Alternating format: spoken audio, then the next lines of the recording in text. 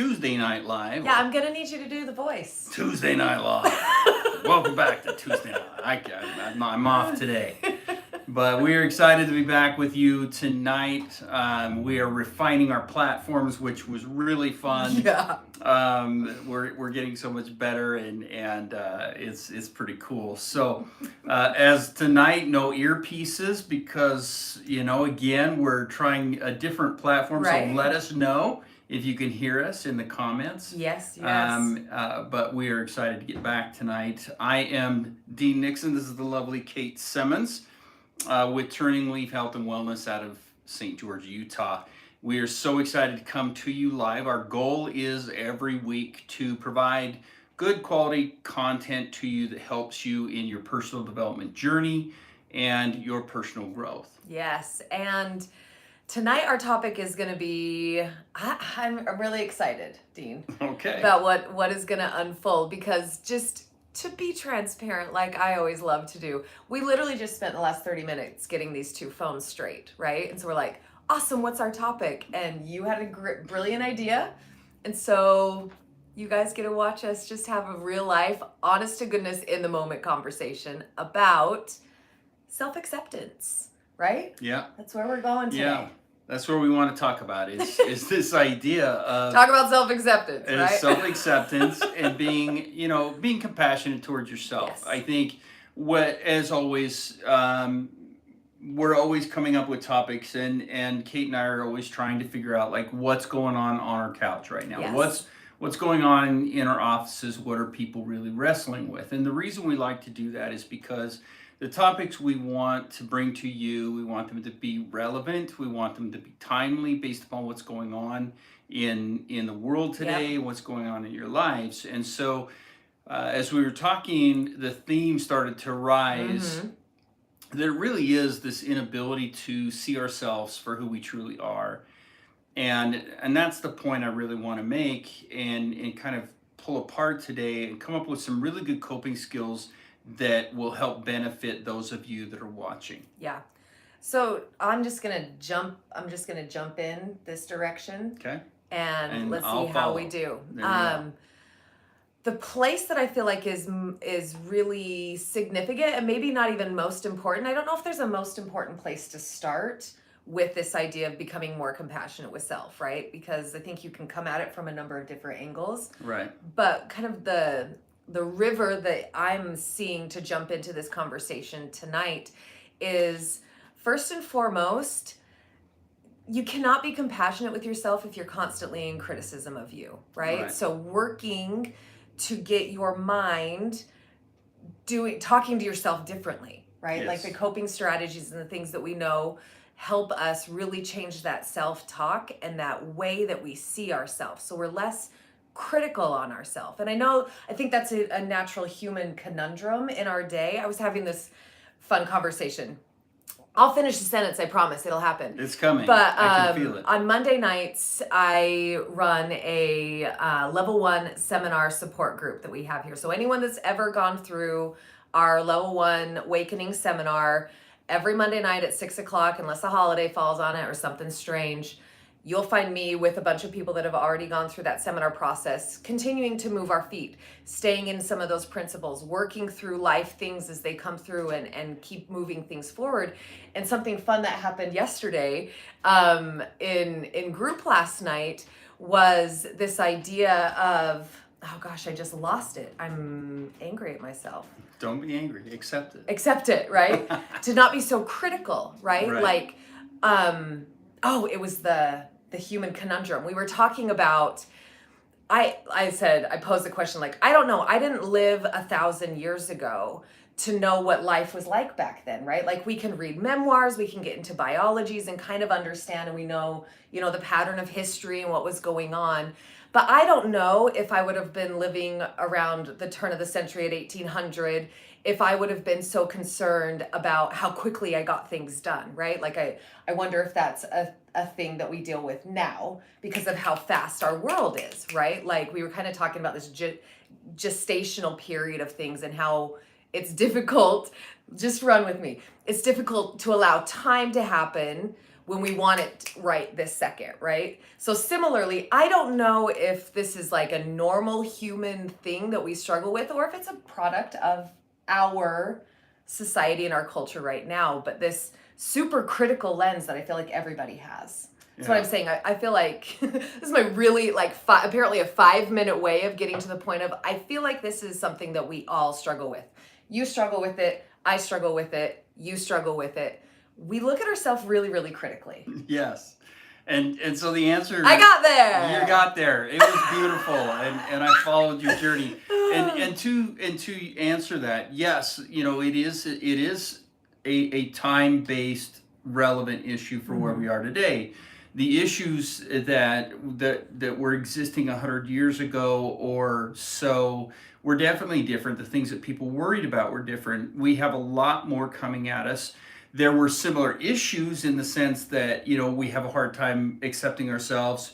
We have a hard time with who we are. It's just the comparisons and the expectations were different. Right. And I think that's really the key, is the expectations have changed. The issue hasn't. Yeah. So back in, you know, the period of time you're talking about, people were more concerned about putting food on the table. People were more concerned about being of use and being a benefit to create the lives that they needed, you know, wanted to have. Well, we are too. The only difference is that they didn't have so much global connection to media and other comparisons, a way to compare yourself. Like you can get on TikTok or on Reels or on the other platforms and have all of these different body shapes and sizes, career shapes and sizes, colors of humans, and all the different things and variants that we have in our lives, that we start going, oh well. Yeah. And so I would say that what is a little bit more difficult in this time frame is to really get a good bead on who we are and who we want to become based upon the expectations we're placing. Yes. And that's, I think, the most important thing for us to really be looking at, is what is our expectations of self? And where are those expectations coming from? So when we're talking about self-acceptance and being more compassionate, this was one of the things that we were talking about, is, am I trying to create a better me because I don't want to be the person I am? Right. Or am I trying to create a better version of me because I want to evolve into who I truly am? Ooh, can I add another one real quick? Please. Because that's the one that hopefully we're going for, right? Right. Because I want to evolve into who I am. So there's the in reaction to what I don't want, and then there's the other side that's in reaction to what I want everyone else to perceive me as. Right. Right. Based upon which I those think is different. expectations. Yes. Yeah. And so we spend a lot of time in our heads in that imagination space, because again, we've talked about this in other webisodes a while back, through the years that we spend so much time looking through this glass window, and our imagination isn't something we use anymore. Our imagination is something that we are shown. So we're not using our imagination to see the world the way we want it. We're being shown our imagination through media. So the media is telling us what to imagine. The media is telling us, you know, what to dream about or fantasize about, or all the things that we're supposed to become. So I think it's an important piece to pay attention to, is this a part of the imagination that's being shown to you of who you want to become, or is this your imagination seeing you evolving into who you want to become? One of them is in reaction, as you put it earlier, and the other is in creation. Yes, absolutely. And so, yeah, like getting into a place where you start to get intentional about the who that you want to be, right? Instead of, I don't want to be like my mother, right? Or Louise, I love you. That is not one of the things Not that directed drives at me. you. Definitely not derived to you. But and then in that process, so maybe this is where we can go next too. In that process of the becoming of who you are, it's a process, people. Right. This is not an overnight Amazon 2-day delivery to your doorstep, and all of a sudden you're stepping into who it is that you want to become. It takes evolving, right? It's the evolvement of who you A, want to be, and B, who you're meant to be. I think those two things get to marry together. Well, and it's important because there's a world that of frustrations, you know, like with some of the people that I've been working with this week. It's this world of frustration that I'm not where I want to be right now. I want to be there now. And then the belief that if I can't get there, then why try? Right. You know, if I can't get to that right now, if I can't, and what that's speaking to is the internal suffering we're always talking about. So there's this internal suffering that we create based upon who we think we should become or what we think we want that's going to make us happy. And because we don't have it, we create this suffering. So in our minds, we think that if I can get there, then the suffering goes away. So then what happens is if I can't get there quick enough, then why try? Then I'm just not even going to get there, and I'm going to try to find something to numb out the suffering or to take the pain and suffering away, rather than removing the suffering by removing the expectation or removing the suffering through acceptance as a coping skill and creating that acceptance. And that's a really important, different, thing to connect to. Absolutely. And I feel like in that process of hanging in there, right? Like continually intentionally moving a little bit closer into who you are wanting to become and not giving up on that, right? Like you were just talking about, like that all or nothing space of, okay, if I can't be X by this day, then it's never going to happen for me. So I may as well just like surrender and not go after that evolution in myself, right? Instead of being able to say, okay, I'm still like this far away. What's the next thing, right? The next behavior, the next belief system, the next connection, the next relationship that's going to help continue to move me forward. And when we first started talking about this, I was looking at Dean's plant, which it's been through a journey in the last 6 months to a year, right? Yes, it has. Like he's doing really good right now, but he was really struggling like 3-4 months ago.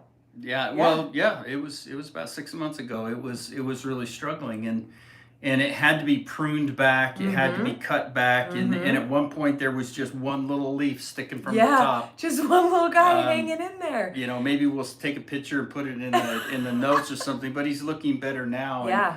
But I want to go with that thought that you had, and here's where we're running into a lot of trouble. Dean just read my mind. Is keep going. People are forgetting that the journey is what makes you who you become. It's the process of evolving and evolution. What we get into this space is I want to skip steps. Yeah. I want it now. So we skip steps. And so I want these shortcuts. I want to skip steps. Like one of the things I love watching on social media is all the people that are going to tell you how to skip steps to get the body you want, or skip steps to get the career you want, or skip steps to get the health you want. All you have to do is watch this video and do this and do that. And the reality is that then you don't truly evolve into who you want to become. You evolve into them. You evolve into that person that you are shortcutting to, and you don't really develop your voice. You don't really develop your skill set.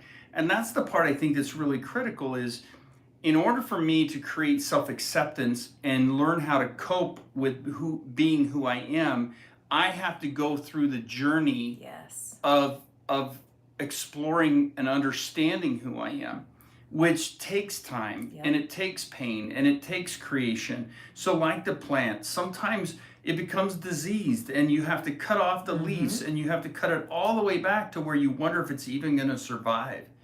But then what it can evolve and eventually evolve into with the love and the care and the patience. Like I look at where it is now and it's got 8 leaves on it compared to the one that I gave it. The one time. It was teeny, and I was nervous. I'm like, dude, I don't know if this thing's going to make it.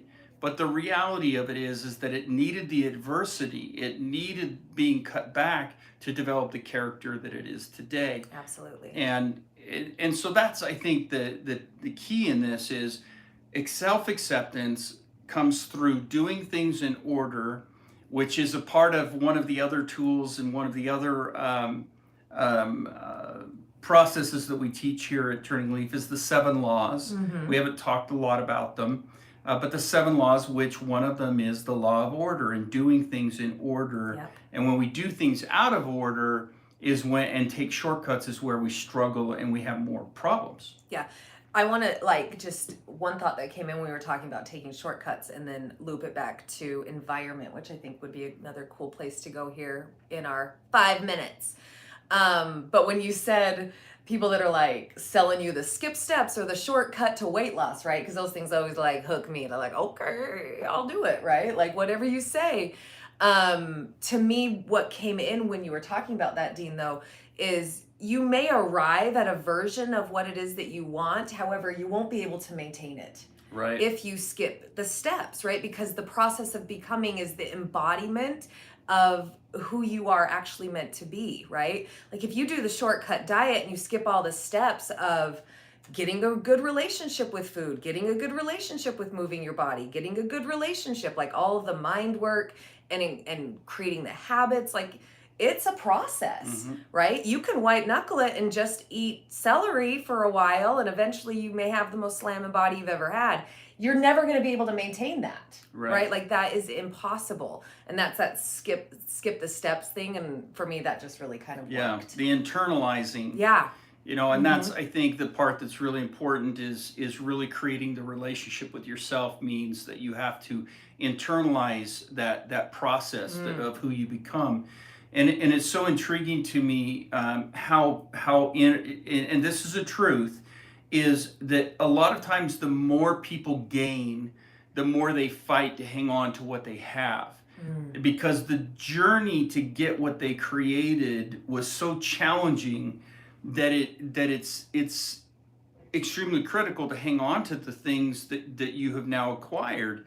So if I do skip the steps, if I do try to get that shortcut process, which is very tempting in the world we live in today, I don't value it as much. I don't value the new lifestyle. I don't value the internalization of the healthy relationship with food, or the healthy thinking process. And I know for me, I can equate it to, coming out of depression and getting out of the depression that I was in, in the 90s. It was hard.